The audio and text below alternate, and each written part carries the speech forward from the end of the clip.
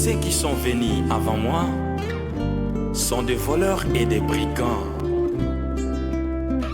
Ainsi dit Jésus. Jean 10, verset 8.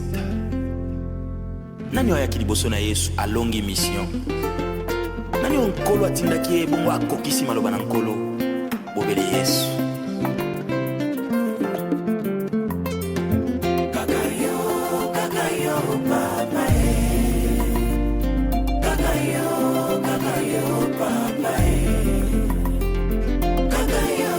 Kakayo, papa Oya sinisa kanda na Nzambe.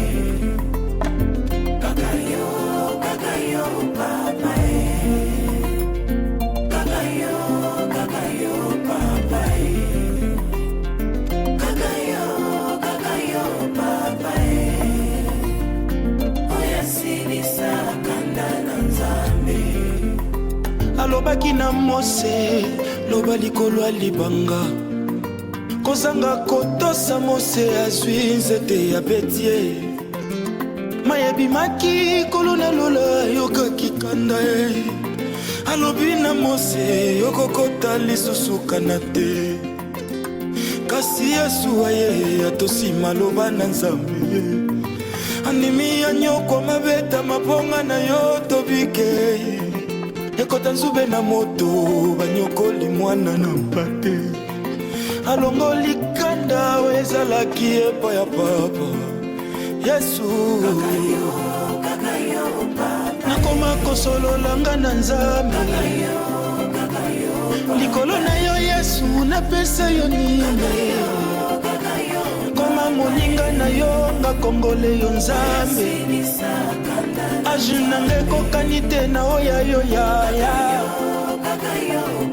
Osobenganga moninga na yo. Sela ya kulusu tokoma bandeko Yesu. Kasoyaka pona bayuda pona ngapi. Kumisama Yesu.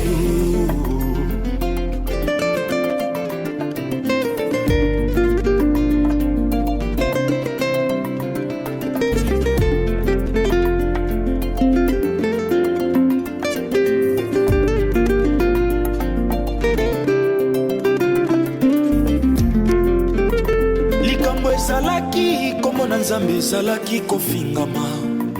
Davidi ayaki atuni aluki entere na ye moko. Moto kobeta Goliate bakopesa ye nde nini ye. Mwasi pe bokonzi pembeni. Kasi Yesu atika kilola. Andimi ya nyoko mabeta maponga na yo tobike. Afongola monoko te, papa posa nanga te. Kasi kokisa posa na yo, poete bango babika.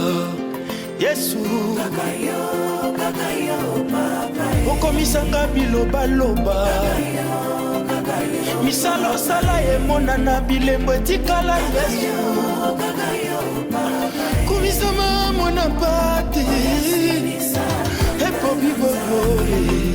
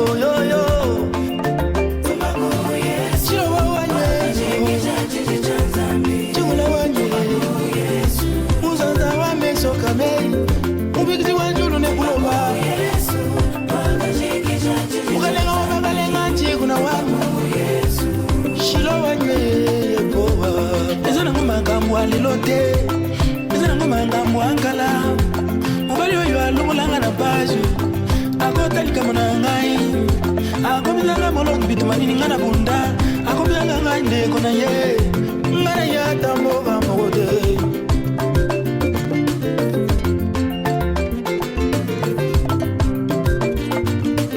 kumamana yo mosantu abato anzambe kumamanya yo nani akokali na yo na mokilie nani abunda na yo alonge nani asala na yo likambo ebomwatikana na bomoye ozanzambo yo asimba likolo na nse yo nde mongeli na nyonso yaya